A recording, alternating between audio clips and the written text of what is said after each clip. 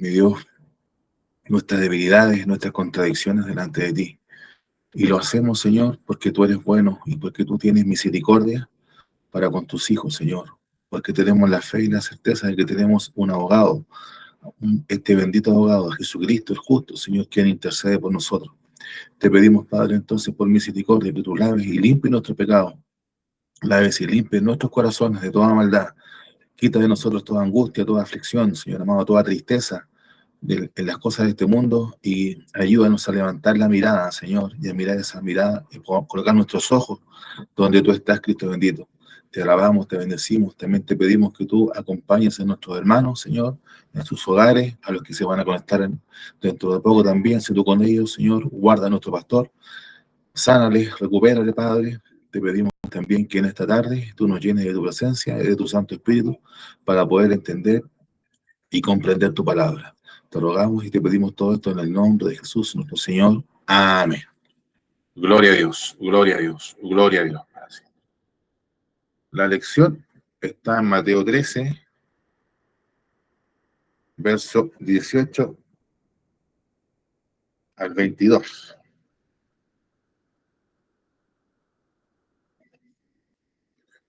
Mateo 13, 18 al 22.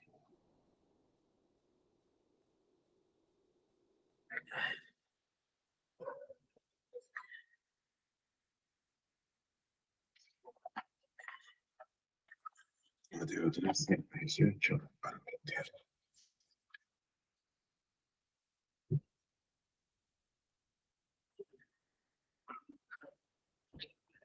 Mateo 13. Mateo capítulo 13, del 18 al 23. Al 23, me estaba comiendo un versículo. 18 al 23. Mateo 13, 18 al 23. Y habiéndolo encontrado, ¿cierto? Habiéndolo encontrado, le daremos lectura en el nombre de nuestro Señor Jesucristo. Oíd pues vosotros la parábola del sembrador. Cuando alguno oye la palabra del reino y no la entiende, viene el malo y arrebata lo que fue sembrado en su corazón. Este es el que fue sembrado junto al camino. Y el que fue sembrado en pedregales, este es el que oye la palabra y al momento la recibe con gozo, pero no tiene raíz en sí, sino que es de corta duración, pues al venir la aflicción o persecución por causa de la palabra, luego tropieza. El que fue sembrado entre espinos, este es el que oye la palabra, pero el afán de este siglo y el engaño de las riquezas ahogan la palabra y se hace infructuosa. Mas el que fue sembrado en buena tierra, este es el que oye y entiende la palabra y da fruto y produce a 100, a 60 y a 30 por uno. Amén. Que Dios bendiga la lectura de su palabra, hermanos, en nuestros corazones. Bueno, al fin estamos llegando a la explicación de la parábola del sembrador. Es una de las pocas parábolas. Bueno, hay otras también que tienen la explicación del Señor, lo que se llama la interpretación auténtica, ¿no?, de lo que él quiso decir. O sea, el mismo Señor ha dicho una parábola y él mismo nos va a explicar en qué consiste. Y por tanto, no creo que este estudio sea muy, muy largo, ¿no?, porque está bastante claro lo que dice el Señor.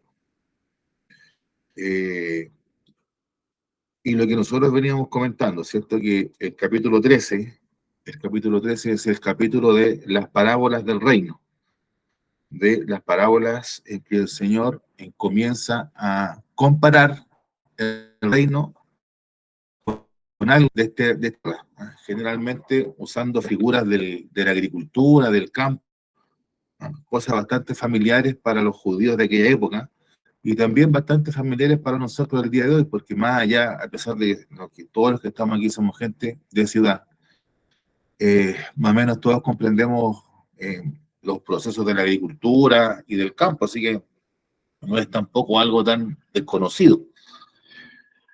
Este capítulo 13, ¿cierto? Tiene 7 parábolas en que el Señor nos va a dar a conocer los misterios del reino, y básicamente estos misterios tienen que ver con las características que tiene el reino de los cielos o el reino de Dios. ¿Eh?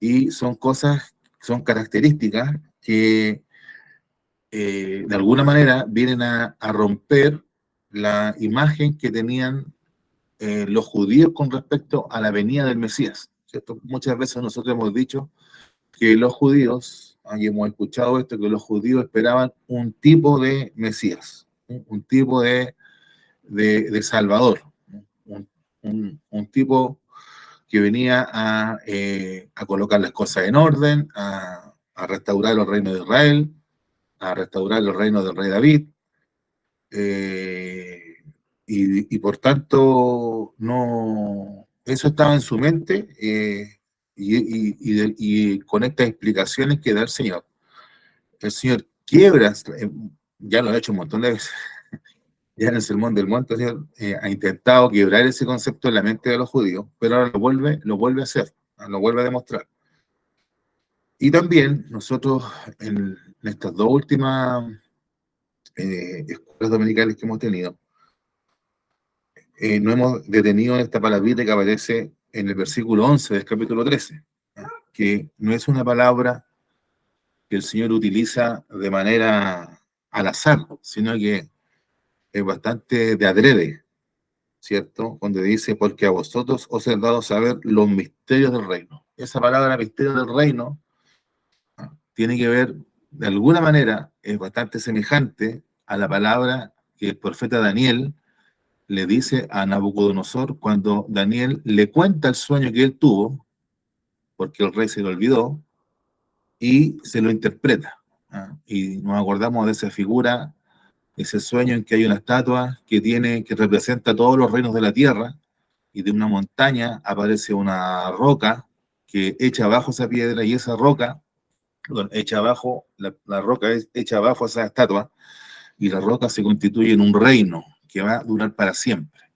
Entonces, el Señor al utilizar esa palabra, los misterios del reino, y sobre todo, hermano, porque o sea, es la identificación que el Señor hace con la roca que aparece en el sueño de Daniel, o en el sueño de Nabucodonosor, que interpreta a Daniel.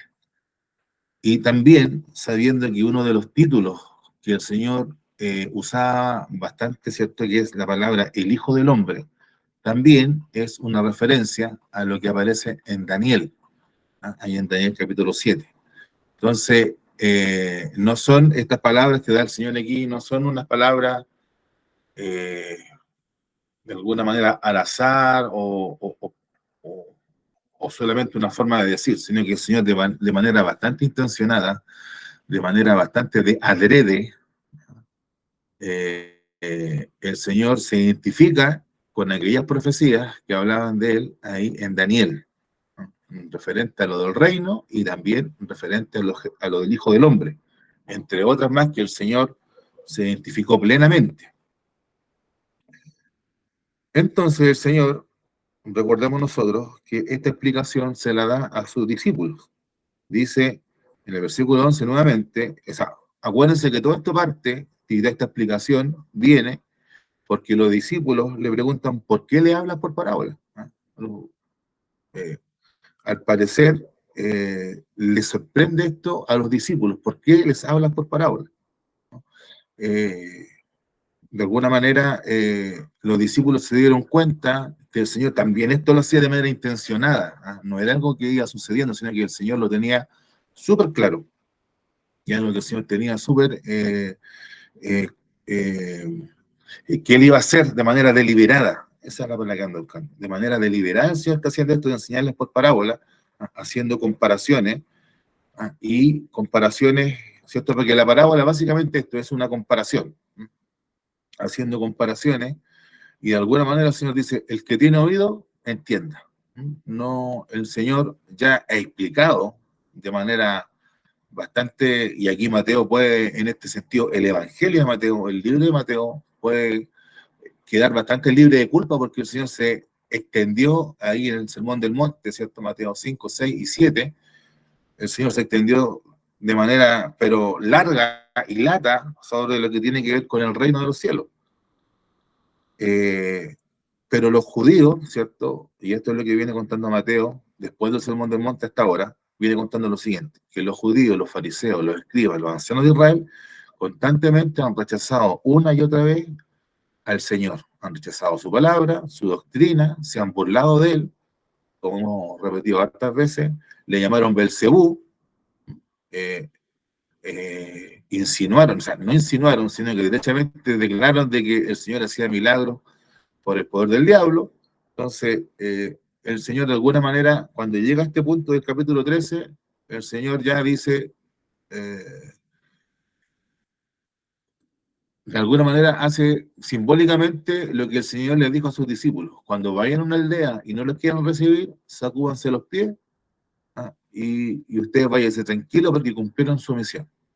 Por lo mismo que dice el apóstol Pablo hoy al final del libro de los Hechos, cuando le habla a los judíos y los judíos no le quieren escuchar, él les dice, bueno, ahora ya me voy, ¿cierto? Me dedico a los gentiles. Y ahí el apóstol Pablo estuvo en la ciudad de Roma 2 años aproximadamente predicando el evangelio, con los pocos judíos que quisieron creer y los gentiles que de manera abundante se agregaron a la iglesia. Entonces, aquí también el Señor está haciendo lo mismo. El Señor, y como decíamos, uno de los significados de esta idea de parábola, de la idea de parábola, y es por eso que también la pregunta de los discípulos, ¿por qué hablas por parábola?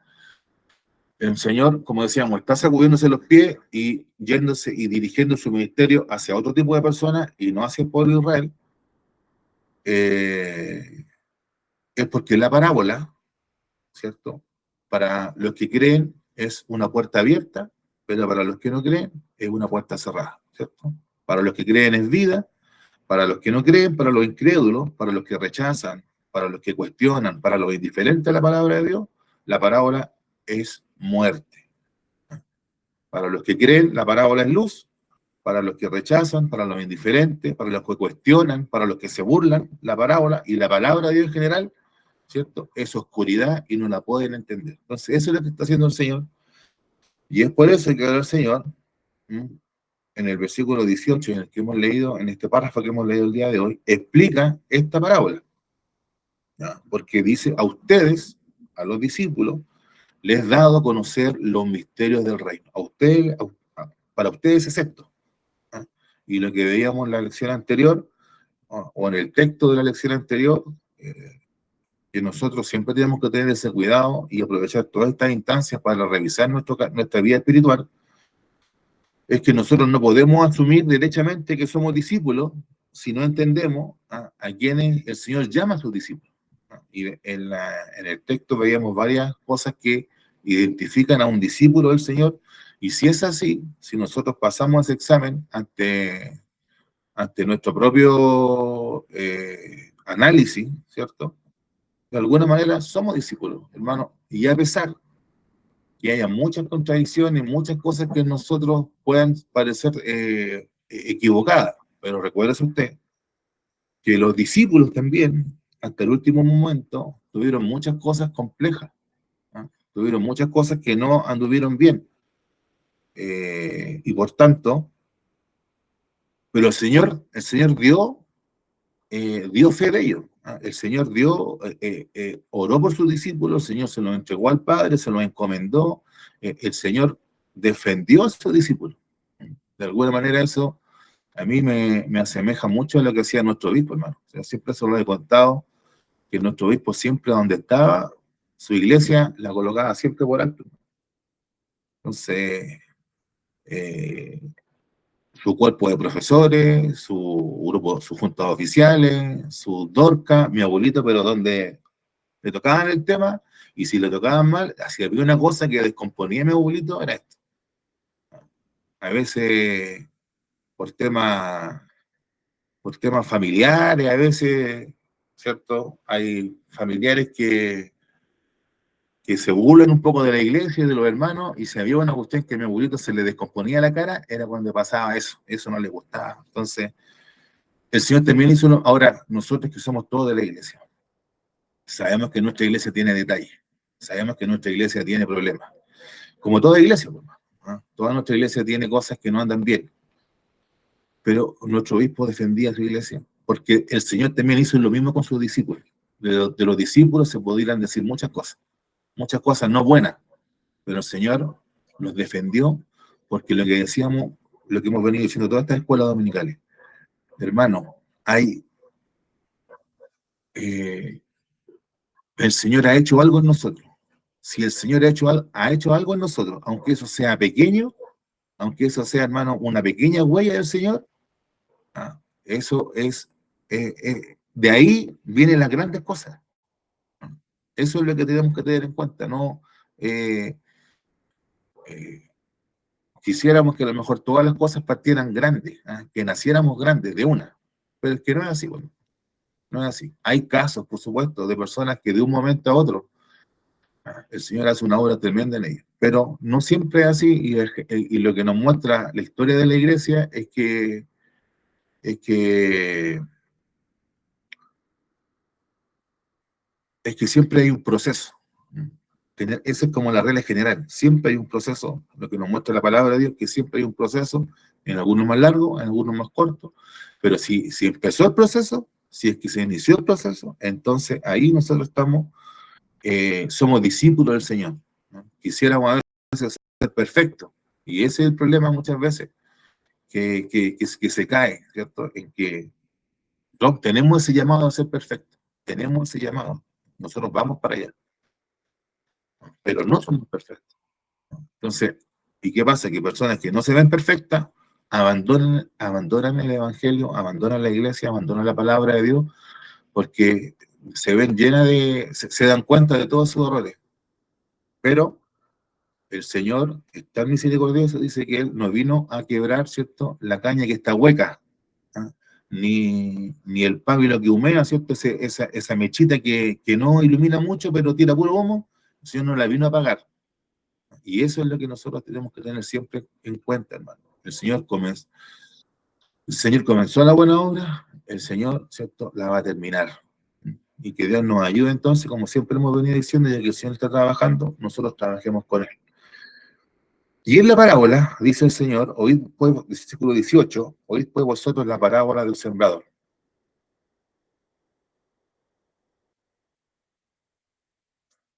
Ahora, el Señor le colocó nombre a esta parábola del sembrador, pero después vamos a ver qué tanto de sembrador tiene esta parábola, porque también, si usted la lee con detalle, aquí el peso no está tanto en el sembrador, ni tampoco en la semilla, a pesar de que en la escuela dominicana antepasada nos detuvimos a reflexionar un poco en el sembrador y en la semilla.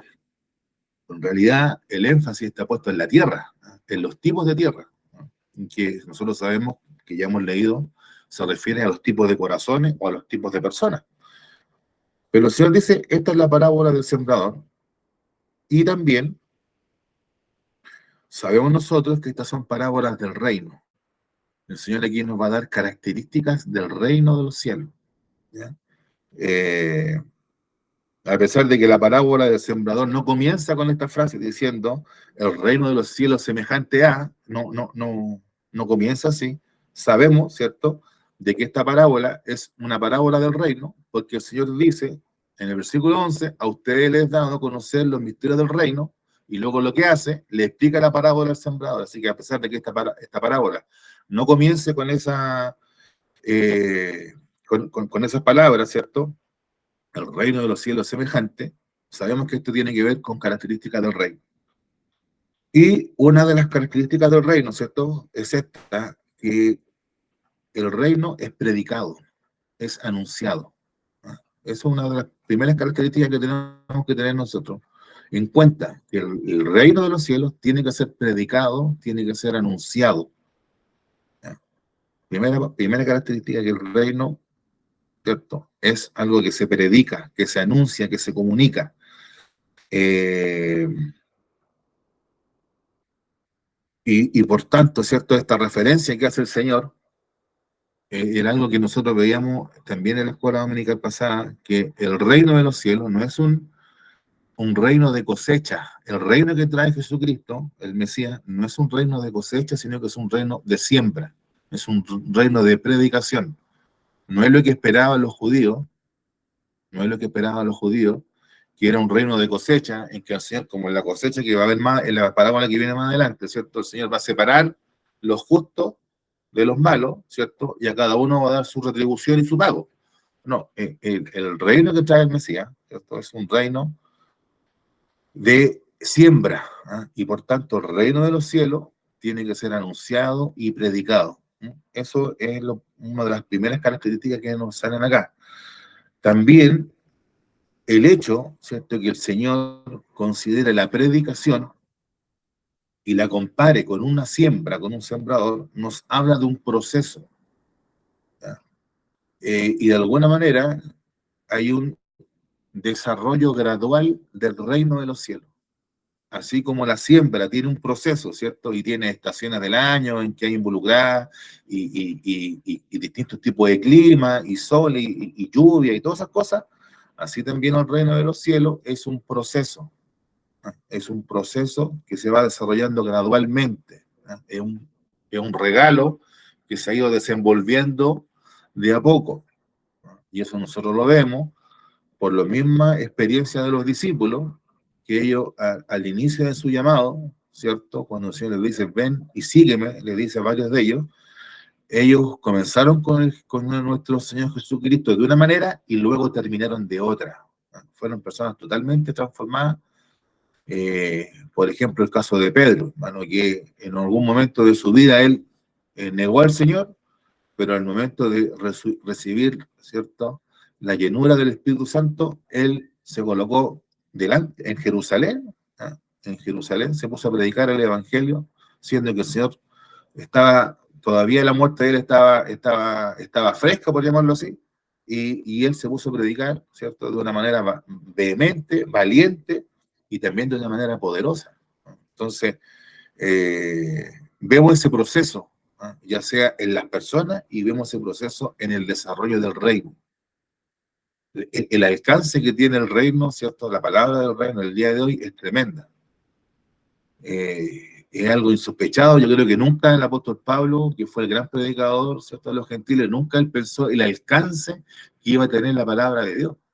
¿Ah? O sea, el día de hoy, por internet, por las radios, por televisión, por misioneros, ¿no?, que de muchas maneras están esparcidos por el mundo, la palabra del Señor ha cubierto todo el mundo. Entonces, ha habido un deseo, pero eso no ha sido de manera automática. ¿Ah? Pero sí vale la pena decir, porque eso también es algo, el reino se va desarrollando gradualmente, pero eso no significa que el desarrollo siempre sea lento. Muchas veces el desarrollo es rápido. Y para mayor ejemplo, tenemos ahí lo que sucedió con la misma iglesia del libro de los Hechos. O sea,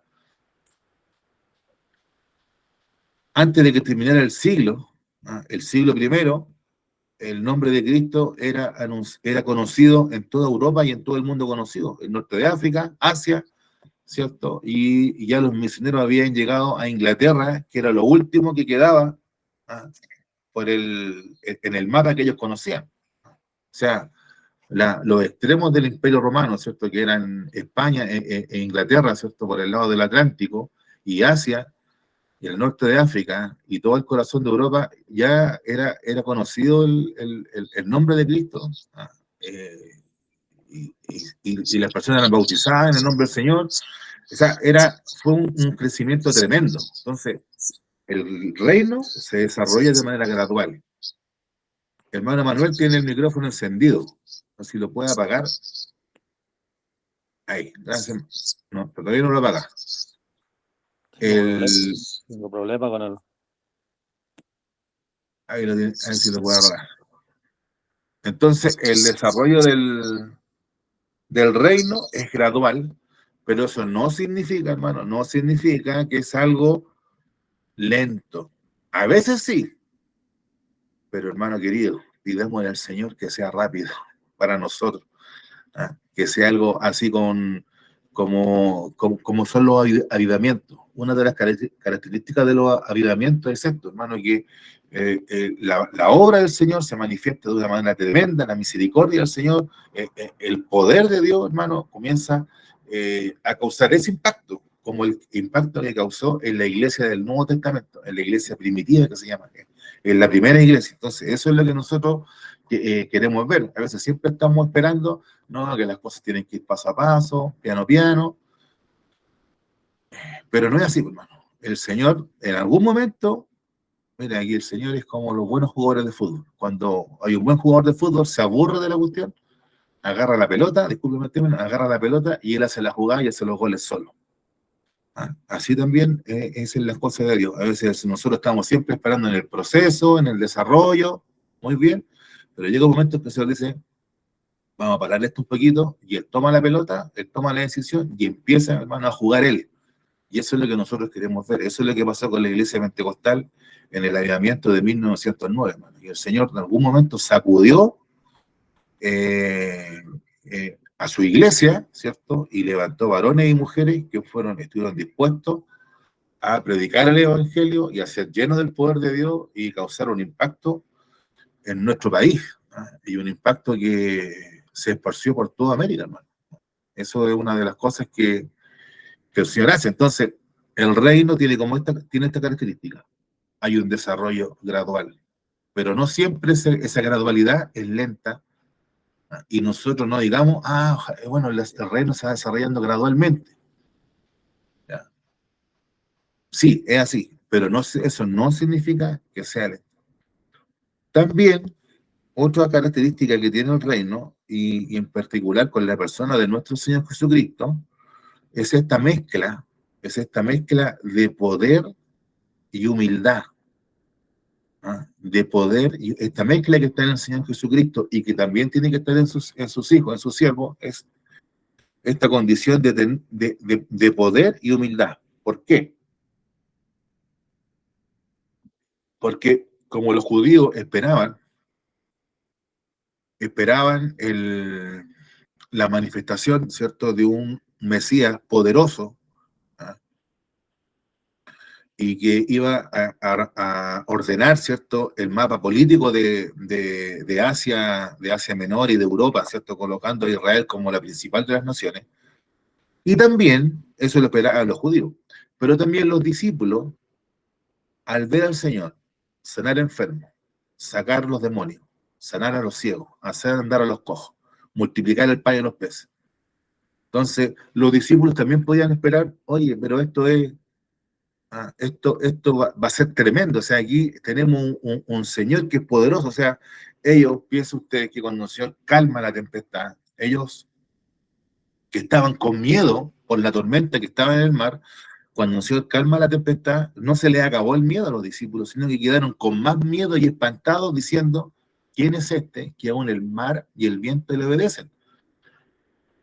Entonces, de alguna manera, en los discípulos también ellos podían esperar que lo que el Señor traía y lo que ellos mismos iban a desarrollar iba a ser algo lleno de poder, de majestad, de gloria. Pero el Señor efectivamente tiene todo eso, y sus siervos, y sus discípulos, y sus hijos, y su iglesia, también tiene esta parte del poder y la gloria, pero está unida a esta parte de humildad. Porque el Señor se compara, porque nosotros sabemos, y como dice cuando Él explica la parábola del trigo y la cizaña, el que siembra es el Hijo del Hombre. La primera referencia del sembrador es a Jesucristo, a él mismo. Y por supuesto, todos aquellos que como Cristo predican su palabra, también somos sembradores. Todos sus hijos que predican son sembradores, ¿ya?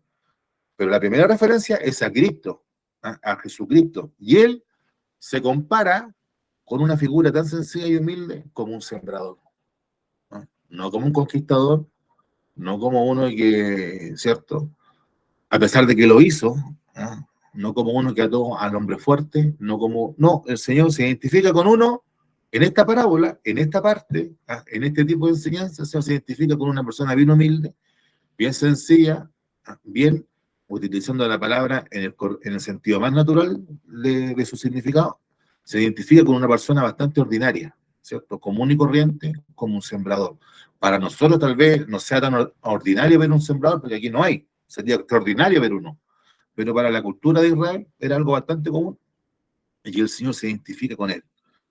Y a mí siempre me llama la atención, ahí en Mateo 28, que es el último capítulo de este libro, cuando el Señor les da la gran comisión, y esto ya a lo mejor me he repetido con esta cita, pero no, siempre es bueno que tengamos en cuenta esta pregunta. No, no, o sea, la pregunta que yo voy a hacer, porque este texto no tiene ninguna pregunta, pero ahí en Mateo 28, 18, el Señor refleja esto y dice, y Jesús se acercó y les habló diciendo, toda potestad me es dada en el cielo y en la tierra. Por tanto, id y hacer discípulos a todas las naciones, bautizándonos en el nombre del Padre y del Hijo y del Espíritu Santo. Pero si nosotros, mire, si yo hubiera estado ahí, si yo hubiera estado ahí, Señor, tú nos estás diciendo que toda potestad te ha sido dada en el cielo y en la tierra. Entonces, ¿por qué tenemos que nosotros ir a predicar? Desata al tiro tu reino, ven al tiro en tu gloria, ¿ah? Porque tú tienes todo poder y autoridad. ¿Ah? Si todas las cosas te han sido dadas en el cielo y en la tierra, todo está bajo tu mano, bajo tu potestad, entonces no es necesario que nosotros hagamos algo. Pudieron haberle dicho los discípulos, pudieron haberle dicho, pero ¿por qué entonces tenemos que nosotros hacer el trabajo si tú tienes todo el poder? ¿Ah? Y es por esto, hermano, porque la característica del reino es que tiene poder, tiene gloria, tiene majestad, ¿ah? Pero también tiene humildad, tiene sacrificio, tiene trabajo, tiene entrega. Eso es algo que nosotros también tenemos que tener en cuenta. ¿Ah? Que Dios nos ayude en esta tarde a entender este punto. Siempre ambas cosas van juntas. ¿Ah? La gloria, la majestad del reino, ¿ah? De nuestro Señor Jesucristo, la luz, ¿ah? El poder del Señor siempre tiene que estar presente, hermano. Nosotros no podemos, ¿ah? Predicar el Evangelio ni sembrar por como una manera rutinaria, como hablábamos la otra vez, sin esperanza, o sea, voy a predicar por predicar, ¿no? ¿Ah? O de una manera molesta, como la predicación de Jonás.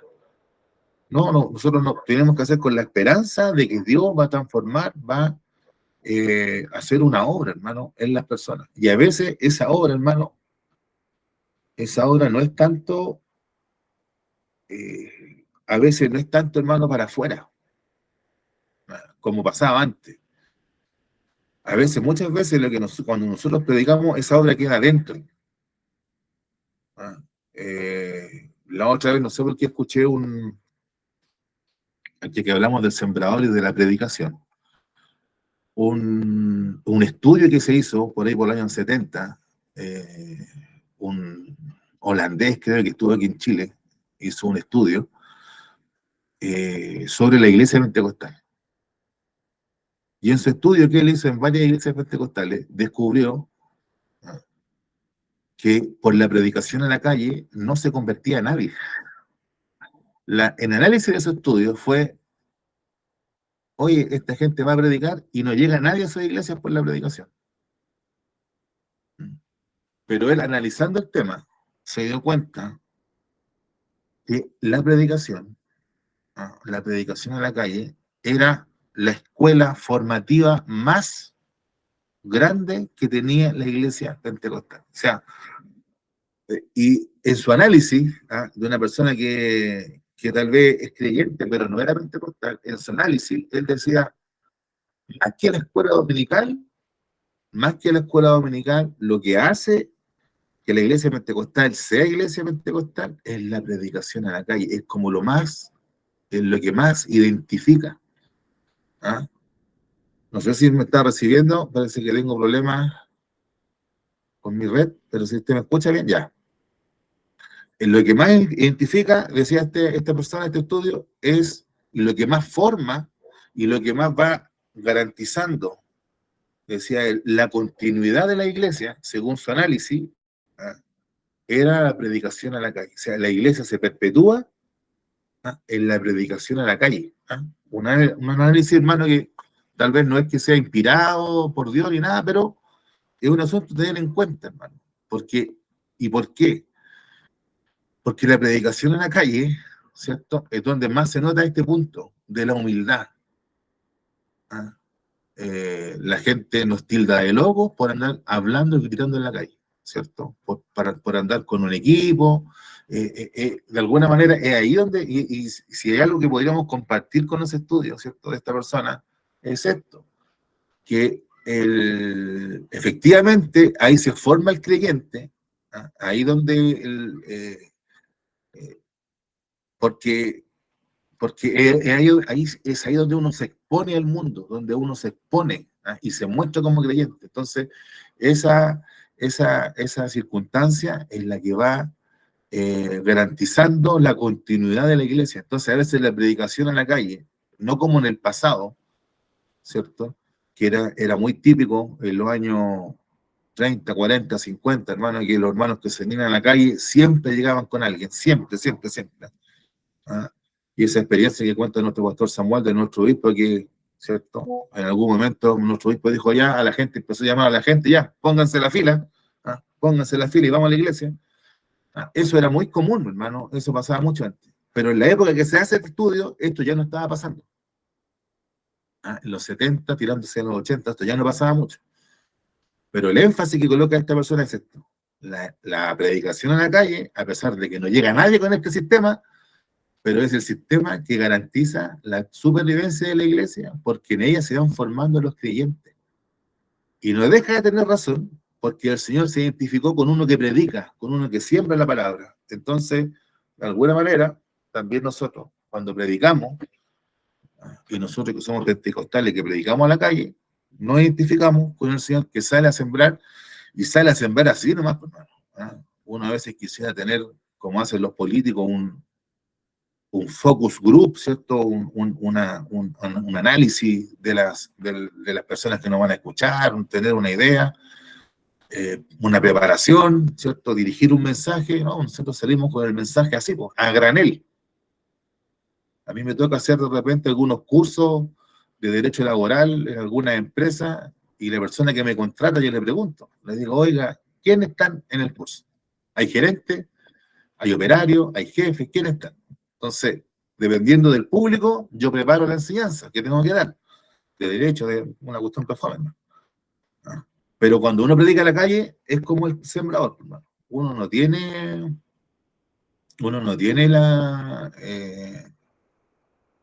no sabe cuál es su público, ni cuál es la necesidad. Y eso nosotros creemos que lo va iluminando, lo va colocando, ¿cierto? El Señor Jesucristo, el Espíritu Santo va colocando en nosotros las palabras, y eso es lo que siempre pedimos en todas las predicaciones, que el Señor coloque palabras en nosotros, que vayan dirigidas al corazón de las personas para que ellos se conviertan. Entonces, que el Señor nos ayude y nos guarde. Entonces, características del reino, un pequeño resumen: el reino tiene que ser predicado, el reino se va desarrollando de manera gradual, lo que no significa que sea lento, no necesariamente es lento. ¿Ah? Y el reino, hermano, tiene esta mezcla de poder y humildad. ¿Ah? De poder y humildad. ¿Ah? Está el Señor Jesucristo y también tiene que estar en su iglesia y en cada uno de nosotros. Y ahora vamos, ¿cierto? A la explicación, porque el Señor da al detalle, después de este preámbulo un poquito largo que nos quedó. Cuando algunos, 19, cuando alguno oye la palabra del reino y no la entiende, viene el malo y arrebata lo que fue sembrado en su corazón. Este es el que fue sembrado junto al camino. Y el que fue sembrado en pedregales, este es el que oye la palabra y al momento la recibe con gozo, pero no tiene raíz en sí, sino que es de corta duración, pues al venir la aflicción o la persecución por causa de la palabra, luego tropieza. El que fue sembrado entre espinos, este es el que oye la palabra, pero el afán de este siglo y el engaño de las riquezas ahogan la palabra y se hace infructuosa. Mas el que fue sembrado en buena tierra, este es el que oye y entiende la palabra y da fruto y produce a 100, a 60 y a 30 por uno. ¿Ah? Podemos decir nosotros, así como en resumidas cuentas, que hay dos tipos de tierra. ¿Ah? ¿Cierto? La que recibe la palabra y la que no recibe la palabra, ¿cierto? La que da fruto y la que no da fruto. Y si hiciéramos ese resumen, no estaría mal. Pero de alguna manera, como nosotros tenemos que cortar bien la palabra de Dios, y el Señor lo hace así, Jesucristo lo hace así, ¿ah? Él se detiene en cada tipo de persona que escucha, diciendo, él puede decir fácil, oye, hay unos que escuchan y hay unos que no. Pero nos tiene que llamar mucho la atención en que el Señor se detenga a explicar los distintos tipos de personas. Efectivamente, si hacemos la operación matemática, ¿cierto? Lógica y racional, son dos tipos de tierra. En unos la palabra da fruto y en otros no. Pero el Señor se dedica a hacer esta división y nosotros no podemos hacerlo, no podemos hacer menos, tenemos que hacer lo mismo que él hace. O sea, hay distintos tipos de personas, distintos tipos de corazones y esto nos sirve para identificar las personas que escuchan la palabra de Dios. Por lo que nosotros hemos leído, los tres tipos de personas, ¿cierto? Eh, o los cuatro, mejor dicho, los cuatro tipos de personas tienen todos en común lo siguiente, que todos oyen la palabra. Todos oyen la palabra. Si usted se da cuenta, todos los versículos, cuando el Señor empieza por cada tipo de persona, dice cuando alguno oye, o el que oye, ¿cierto? Hace referencia a que se oye la palabra. ¿Ah? Y otra, aquí, mira, aquí se me ocurre otra característica del reino, hermano. Que otra característica del reino tiene que ver con la fe. Porque si nosotros nos vamos al contenido de la palabra del Señor, tiene que ver con promesas, ¿ah? Tiene que ver con un pacto que va en su palabra y con una promesa, ¿cierto?, de bendición para sus hijos. Y esa, la única manera, hermano, que uno tiene ese contacto con la palabra de Dios es por la fe. O sea, uno reacciona a la palabra de Dios por fe o en incredulidad. Entonces, una característica del reino también puede ser esta, que se me viene ocurriendo ahora, que tiene que ver con la fe.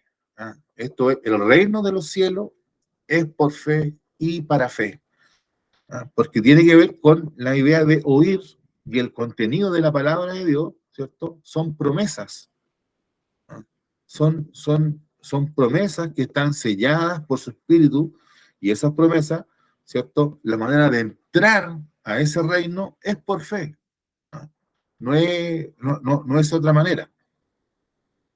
Todo entonces, volviendo ahora a las personas o a las tierras, todas las personas tienen en común que oyen la palabra del Señor y se relacionan con la palabra de Dios de distinta manera. Y eso es lo que hace la diferencia. Entonces, nosotros podemos decir, haciendo un resumen, el Señor es el sembrador, el Hijo del Hombre es el sembrador, la semilla es la palabra de Dios y la tierra son los corazones. Y yo aquí noté en mi cuadernito, ¿cierto? Que tenemos, ¿cierto? El primer corazón lo podemos llamar así, el corazón que no responde o el corazón incrédulo. Luego tenemos el corazón impulsivo, luego tenemos el corazón afanoso y luego tenemos el corazón creyente. ¿No? El corazón que no responde, el corazón impulsivo, el corazón afanoso y el corazón creyente. El corazón que no responde, ¿cierto? Tiene que ver con lo de escriba, por ejemplo, ¿ah?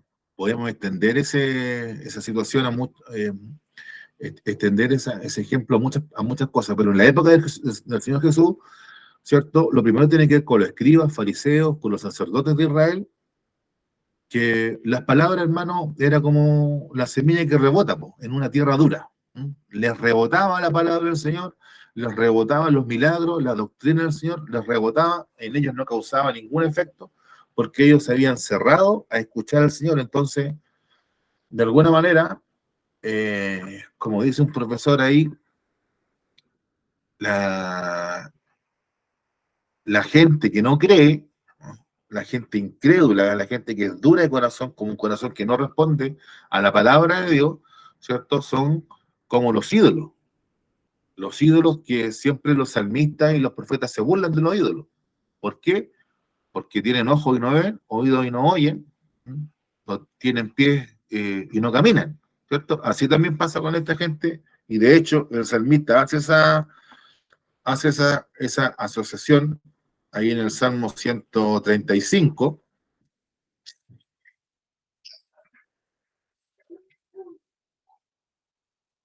En el versículo 15, el Señor el salmista asocia a los ídolos con las personas que sirven a los ídolos. Hay una comparación, son iguales, son la misma cosa. Salmo 135, verso 15 en adelante, dice: los ídolos de las naciones son plata y oro, obra de manos de hombres.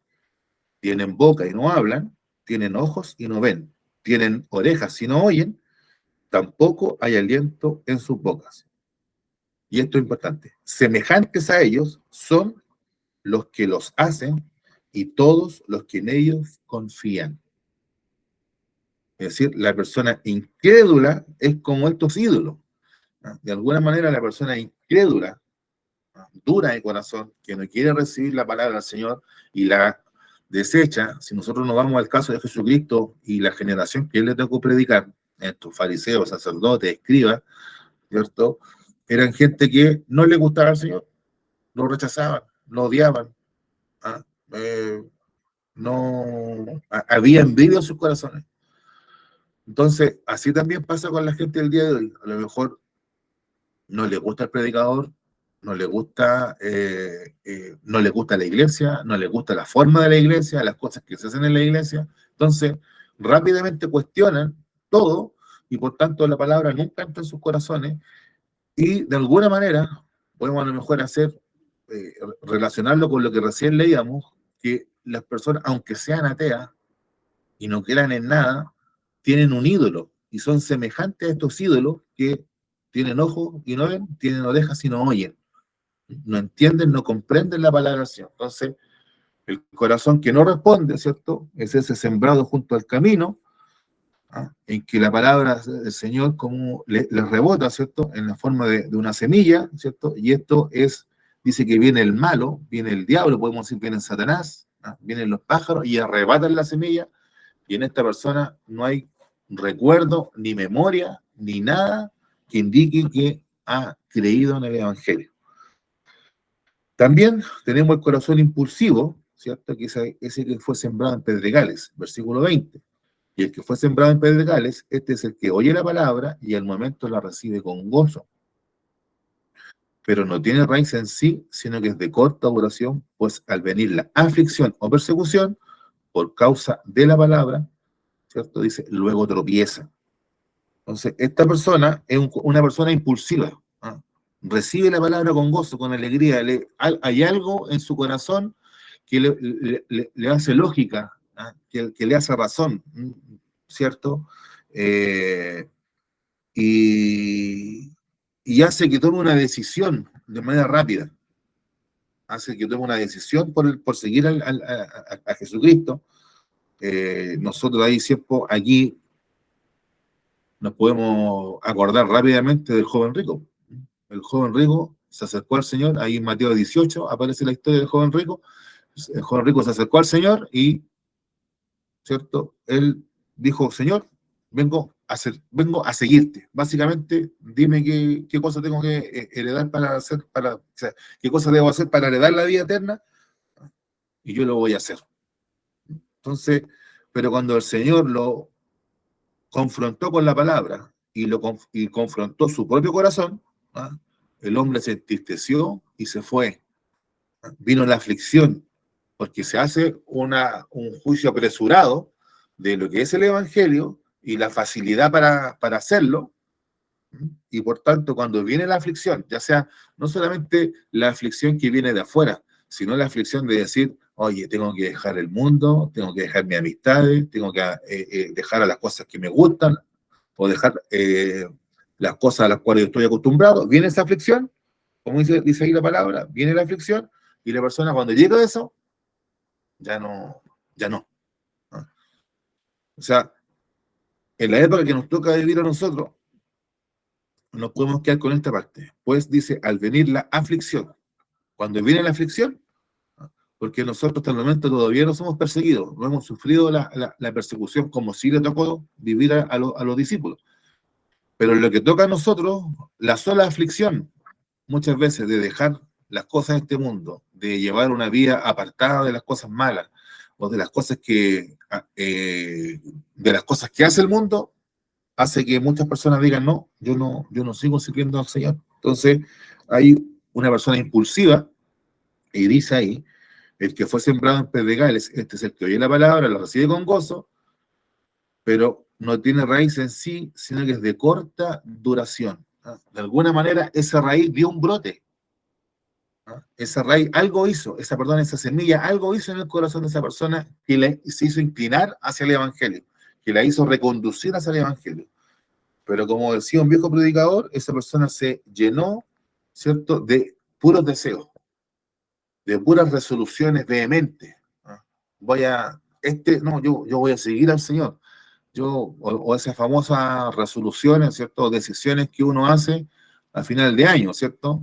No, yo ahora el próximo año sí, el próximo año yo voy a ir a todas las escuelas dominicales, voy a estar en todas las predicaciones, ¿cierto? La persona que es de un corazón impulsivo, como aquella tierra que es en pedregales, o que está llena de piedras, ¿cierto? Es una persona que reacciona rápidamente al Evangelio, pero cuando llega la aflicción, no dice que, como dice el Señor, luego tropieza, luego se cae y no se vuelve a colocar de pie. Que Dios nos ayude y tenga misericordia. Nosotros ahí, por ejemplo, tenemos el caso de Demas. ¿No? Hay una persona que se llama Demas que aparece en 2 Timoteo. Hay varios casos en la palabra. Hay varios casos en la palabra. Hay en 2 Timoteo 4:10. ¿Cierto? Dice, porque Demas me ha desamparado amando este mundo y se ha ido a Tesalónica. ¿No? Entonces, ¿por qué? Porque el apóstol Pablo estaba preso, porque sabía que el apóstol Pablo le quedaba poco de vida. Seguramente vio que el apóstol Pablo no tenía muchas, o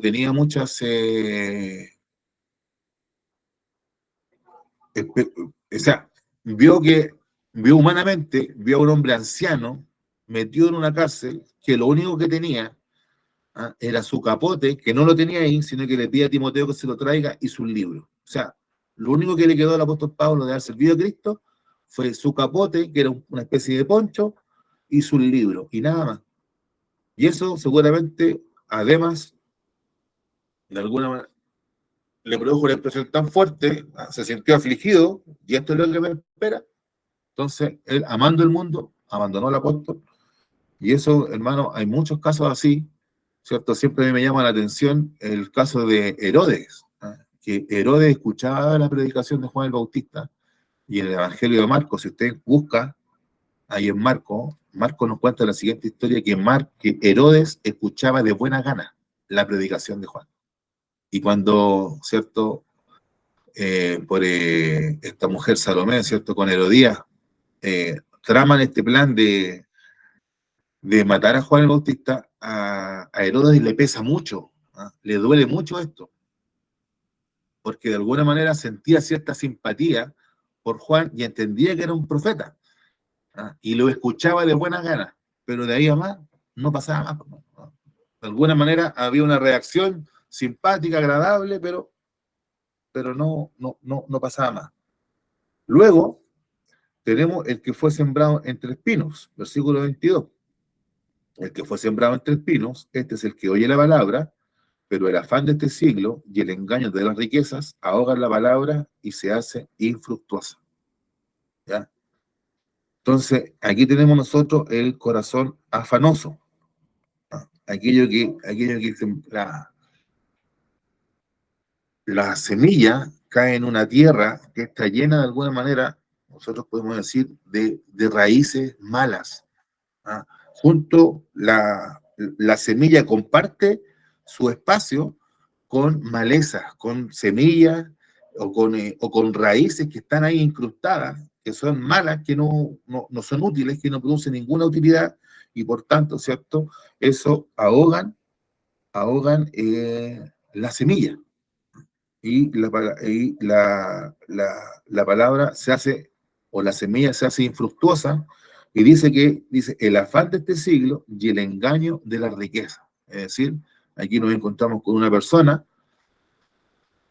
que se relaciona con la palabra de Dios, que escucha la palabra de Dios, pero la palabra de Dios no produce fruto en su corazón porque está afanada en las cosas de este siglo, está preocupada de las cosas de este mundo, ¿ah? Y de alguna manera tiene, mire, tiene la esperanza de hacerse rico, de tener fama, honor y gloria en este mundo, y por tanto la semilla no va a dar fruto en su corazón.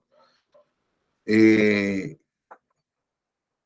ahí nosotros también, ¿cierto? Bueno, la cita que hace el apóstol Pablo, hay varias, hermano, pero primera Timoteo 6:10, ¿cierto? Cuando habla del origen de los males, ¿cierto? Primera Timoteo 6:10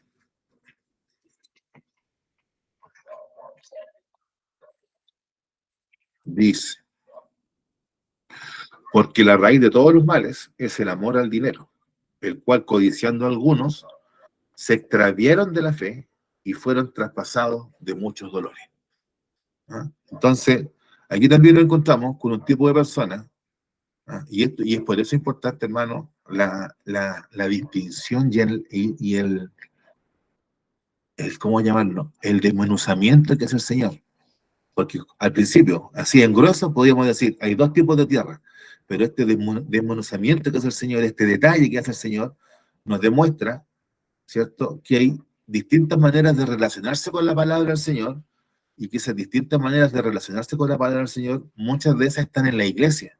¿Ah? Nosotros vemos a personas que de manera impulsiva aceptan al Señor, que levantan su mano, que pasan adelante, que hacen una promesa, o personas que han sido sanadas. Nosotros, usted que tiene más tiempo en la iglesia, seguramente me va a estar de acuerdo conmigo que ha escuchado tantas personas que oh, Dios me sanó, dice una misericordia grande conmigo, y dicen ahora voy a seguir a Cristo, pero llegan 2 o 3 semanas y ya usted no nos ve más y no sabe más de ellos.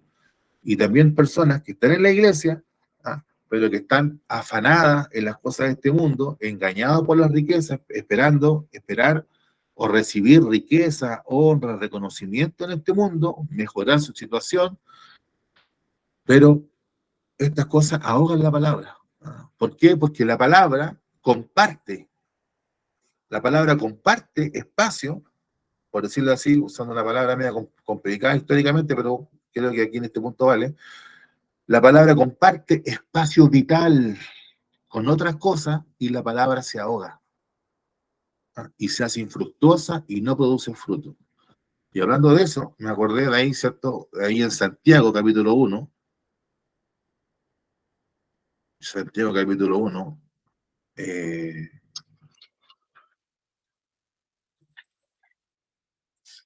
ahí el apóstol habla del hombre de doble ánimo.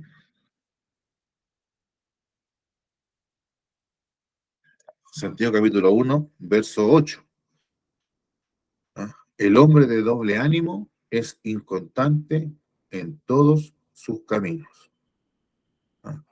El hombre de doble ánimo es inconstante en todos sus caminos. Y ese capítulo, ese versículo 8, viene siendo una especie de remate de lo que viene diciendo más arriba. ¿Ah? Es como una conclusión de lo que viene diciendo más arriba. ¿Y qué es lo que viene diciendo más arriba? ¿Ah? De que el hombre, ¿cierto?,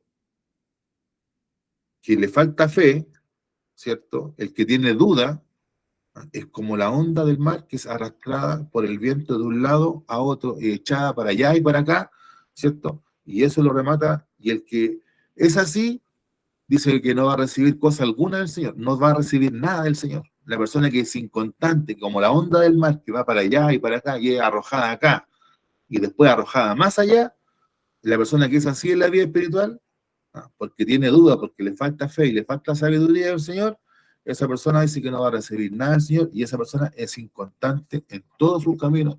Y eso es la persona, de alguna manera, que aparece retratada aquí en el versículo 22, que la palabra cae en su corazón, pero está interesado en otras cosas. O comparte el evangelio, comparte el lugar del Señor, lo comparte con otras cosas y por tanto no va a recibir nada de parte del Señor. Y el versículo 23, más el que fue sembrado en buena tierra, este es el que oye y entiende la palabra y da fruto, y produce a 100, a 60 y a 30 por uno.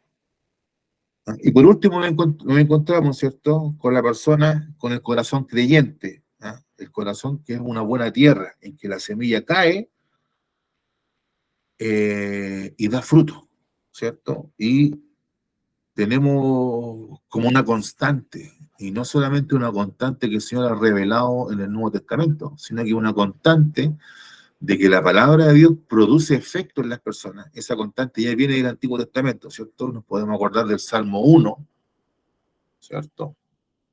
Bienaventurado el varón que no anduvo en consejo de malos. Salmo 1, nosotros ahí encontramos el detalle.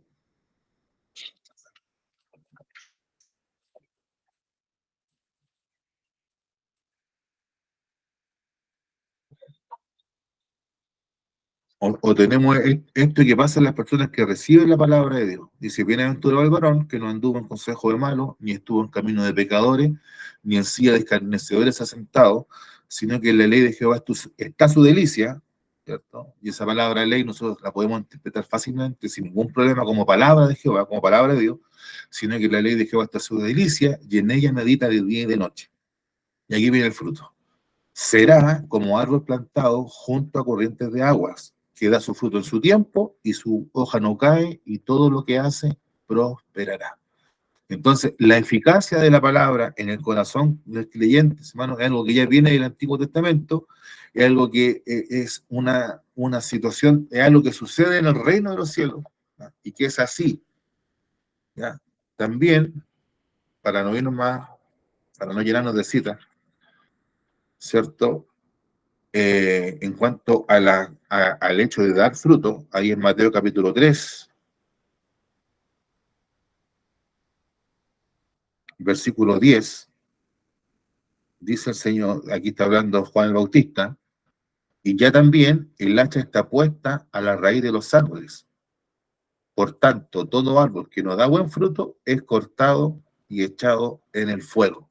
¿Cierto? Entonces, el asunto de fructificar, de multiplicarse, ¿cierto? De dar fruto, de que la palabra de Dios produzca efecto en nosotros, y algo que, por ejemplo, en el Antiguo Testamento aparece, vemos en el caso del más grande de los profetas, que es Juan el Bautista, también lo considera, y el Señor Jesucristo ya se había referido también a los frutos, ahí en el Sermón del Monte, en Mateo 7,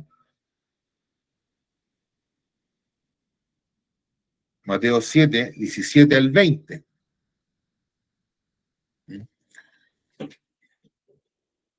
Mateo 7, del 17 al 20, dice, así todo buen árbol da buenos frutos, pero el árbol malo da frutos malos. No puede el buen árbol dar malos frutos, ni el árbol malo dar frutos buenos. Todo árbol que no da buen fruto es cortado y echado en el fuego. Así que por sus frutos los conoceréis. Es decir, la manera correcta de relacionarse con la palabra de Dios, ¿cierto? Es que uno dé frutos, ¿eh? Y es que uno oiga y entienda la palabra del Señor, y eso hace que demos frutos, ¿eh? Entonces, la evidencia, ¿no? Ya que el Señor, terminando con esa cita que acabamos de leer, ¿cierto? O conectándonos con esa cita que acabamos de leer, la evidencia de que hemos oído y entendido la palabra de Dios, que hemos entendido los misterios del reino, es que nosotros demos fruto, ¿no? Es que haya fruto. Y evidentemente esto tiene que ver, nosotros nos vamos solamente por la pura predicación de Juan el Bautista, ¿no? Obviamente que si seguimos con las epístolas y otras partes vamos a llegar a la misma conclusión, pero nosotros sabemos que los frutos tienen que ver con frutos espirituales, ¿no? Y principalmente, hermano, con el fruto de la fe, con el fruto del arrepentimiento, y lo podemos resumir así, con el fruto de buscar la santificación, ¿no? Fe, arrepentimiento y santificación. Esos tienen que ver los frutos, son los frutos que nosotros damos, ¿cierto? Y vamos a dar, ¿no? Si somos buena tierra. Ahora, por supuesto, también, la misma parábola, no podemos dejarlo, no podemos soslayar esto, la misma parábola, y el Señor vuelve aquí a desmenuzar, hermano, como buen predicador, vuelve a hacer este detalle. Hay una diferencia entre las buenas tierras, porque hay una que da 100, otra que da 60 y hay 30 por uno. No todos tienen el mismo desarrollo. No todos son el apóstol Pablo. No todos son, ¿cierto? Ricardo Sánchez. No todos son Eduardo Sánchez. No todos son como el hermano Toro, o como José Carrasco. No todos tienen el mismo desarrollo, pero tienen desarrollo. Ese es el punto que me gusta a mí siempre destacar. Tenemos que tener un desarrollo. ¿Eh? Dios quiera, hermano. Y siempre como buen predicador de la palabra del Señor, nosotros siempre debemos desear que las personas sean prosperadas, que a las personas les vaya bien, que las personas den frutos espirituales, ¿no? Y que den de manera abundante. Nosotros no nos conformemos desde ya diciendo, no, yo doy a 30, mire, yo doy a 15, con 15 me alcanza. No, hermano, nuestro propósito siempre tiene que ser a lo más grande. Nosotros tenemos que, aquí, hermano, es como invertir. Aquí nosotros es como invertir. No sé eh, si usted tuviera el dato de una inversión segura, el dato de una inversión segura, una cosa que esté garantizada, una información, ¿cierto?, privilegiada del mercado financiero, que usted supiera que mañana suben las acciones de alguna empresa, ¿cierto? Usted se va a conseguir plata, ¿ah? Para hacer la inversión y va a recibir va a tener un tremendo retorno. Entonces, así también acá, pues, hermano, así también acá. Esto, de alguna manera, estamos adelantando con la parábola de la perla, que viene más adelante.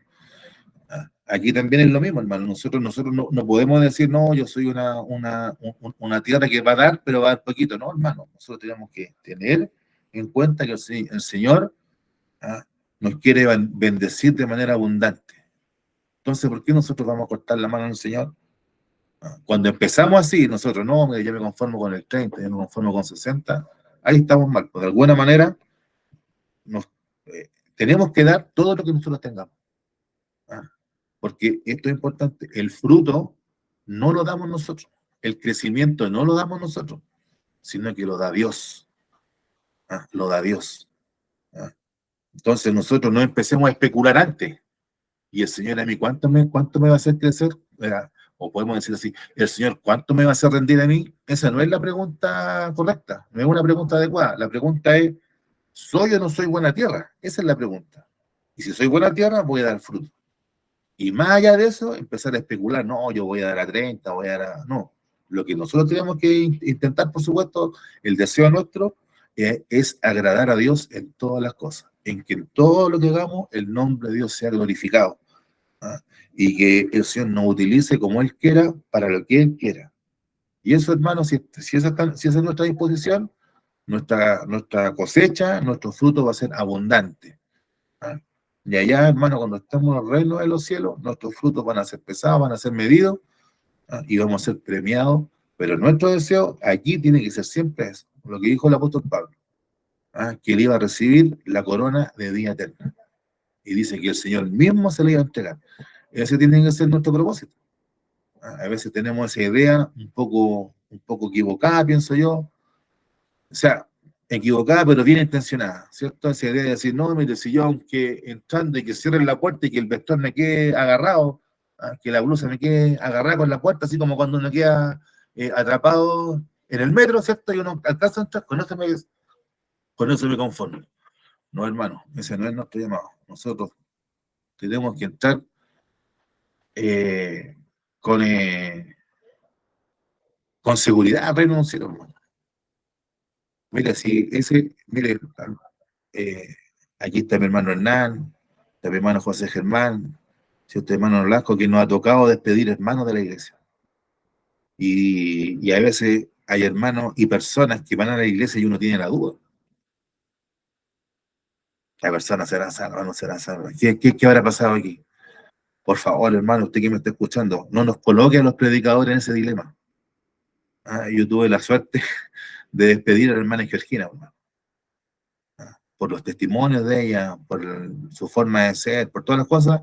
Yo dije, aquí nosotros no tenemos ninguna duda. Esta hermana está en el gozo de su Señor, está en el reino de los cielos. El Señor la recibió en sus brazos, está en los brazos del Señor.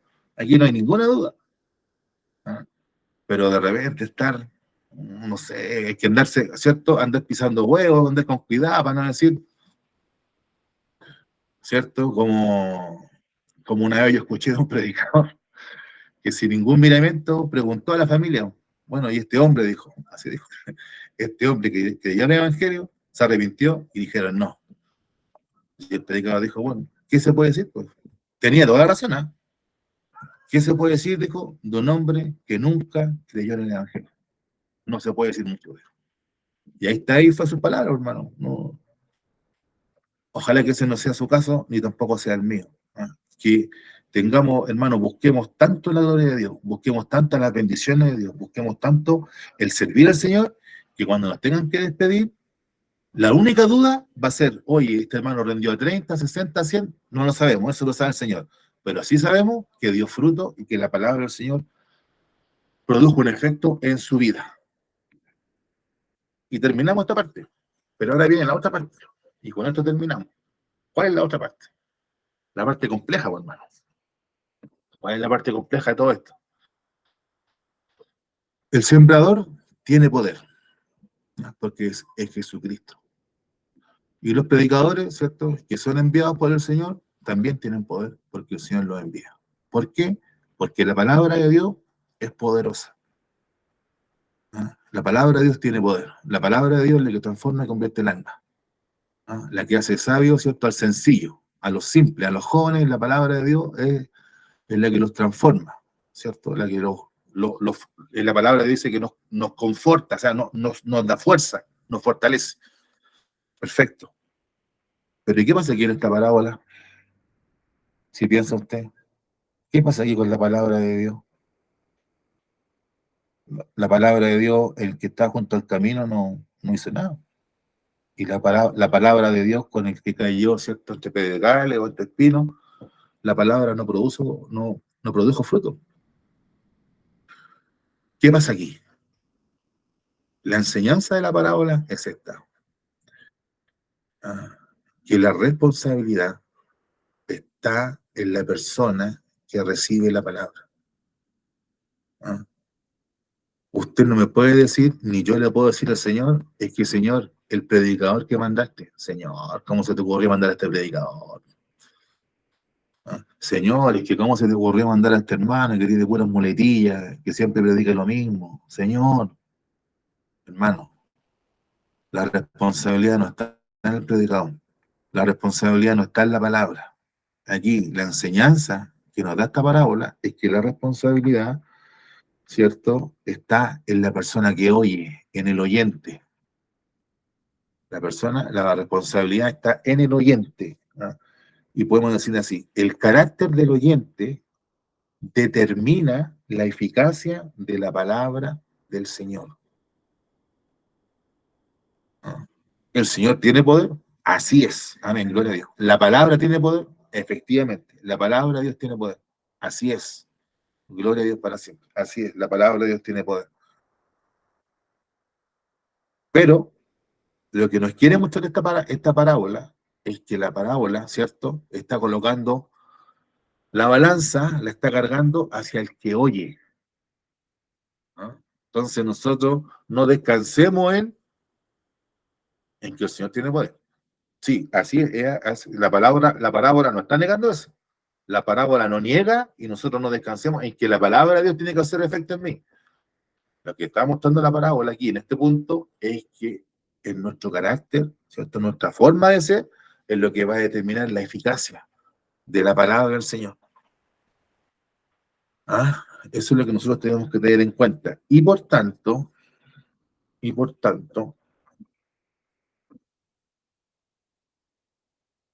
hermano, eh, por tanto, es lo que tenemos que tener bien en cuenta.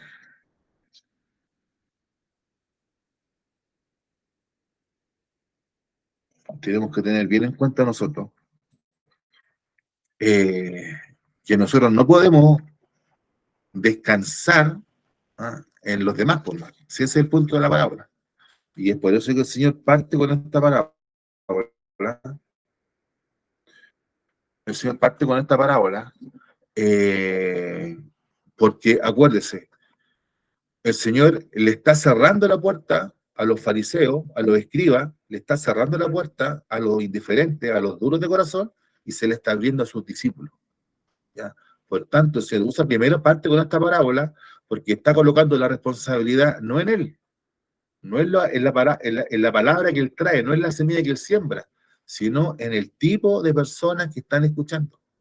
¿No? Y que Dios nos ayude y el Señor nos guarde. Y aquí hay un misterio. Porque, dígame usted, si el Señor usó la parábola, o como imagen en su parábola, la tierra,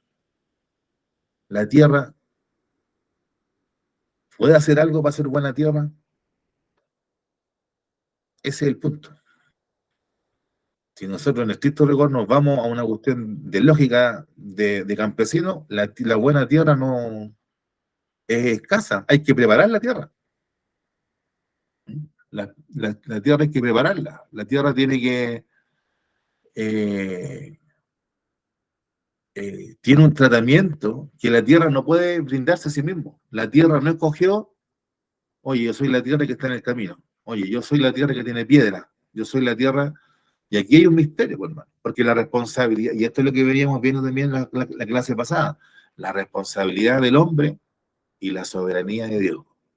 ¿Ah? Y como decía un escritor inglés, ¿cierto? C.S. Lewis, ¿con qué tijera, o con qué hoja de la tijera corta? ¿Con la hoja de arriba o con la de abajo? No lo sé, pues, hermano, no sé, usted me podrá decir con qué lado se corta, cuál es la que corta, la hoja de arriba o la de abajo. Así también pasa con esto, hermano. Y esto es una especie de misterio.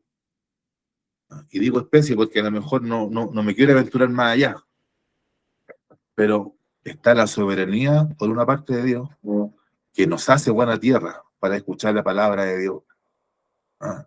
Y por otro lado está la responsabilidad de nosotros, que escuchamos la palabra.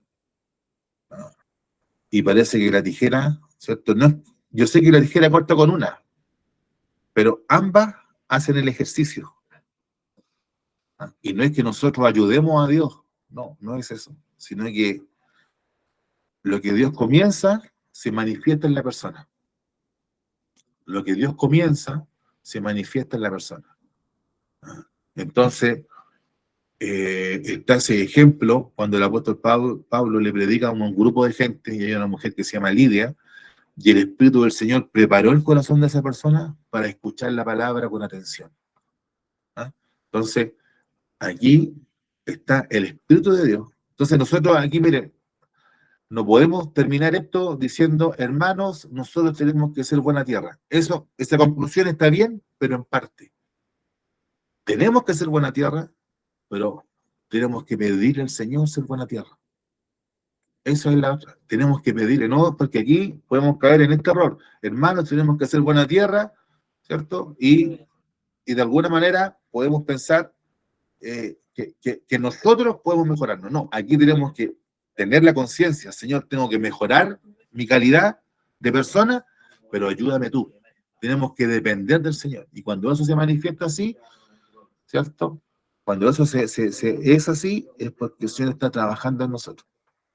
Cuando nosotros vamos por nuestro lado, no, yo quiero, ¿cierto? Yo quiero ser buena tierra, el peligro que corremos con esa parte, solamente con quedarnos con esa parte, es que nos transformemos en legalistas, en esa gente santurrona que no puede hacer nada, ¿cierto? Ese es el peligro que corremos cuando hacemos las cosas así. Pero cuando nos damos cuenta, Señor, yo quiero ser buena tierra, ayúdame, Señor, a ser buena tierra, límpiame, quita las piedras que hay en mí, quita los espinos que hay en mí, límpiame, colócame un solo ánimo, colócame un solo amor. Cuando tenemos eso en nosotros, hermanos amados, estamos siendo buena tierra. Entonces, ¿tenemos que ser buena tierra? Sí, pero también tenemos que pedir al Señor que Él nos haga buena tierra y que nos limpie, y que nos abone, y que nos riegue. Eso tenemos que pedírselo al Señor.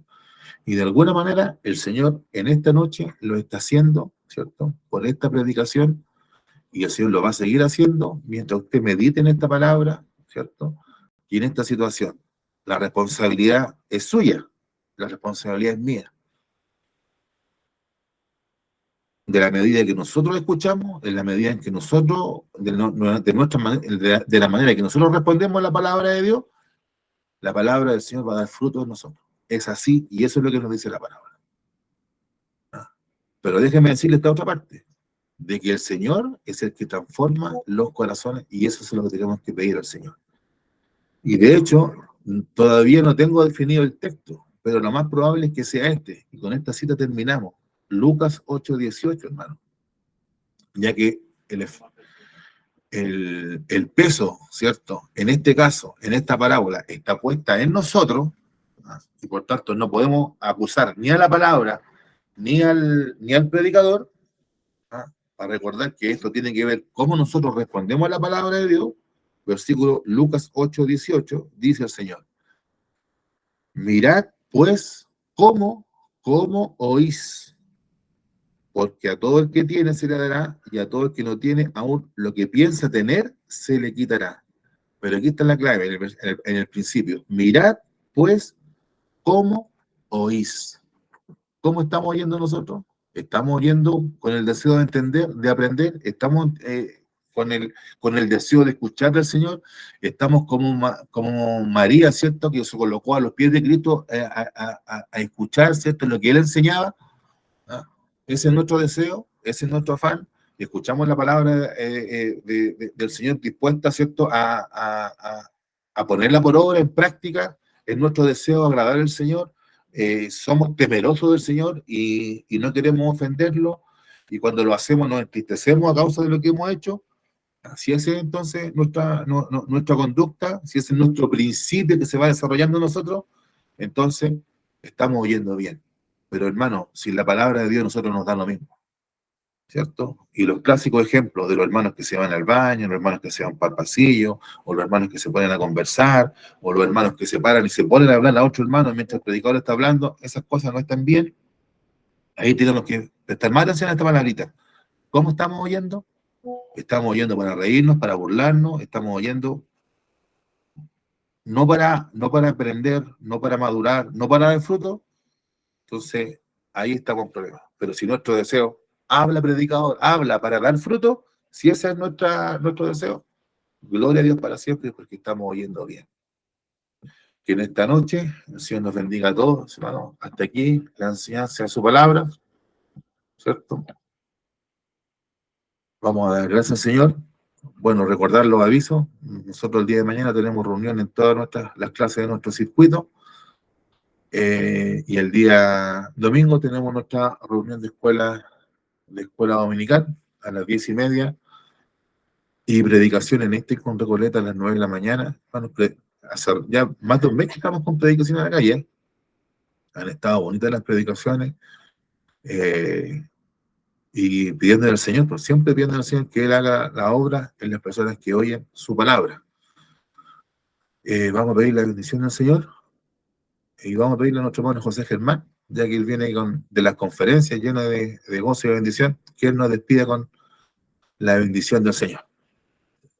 Adelante, mi hermano.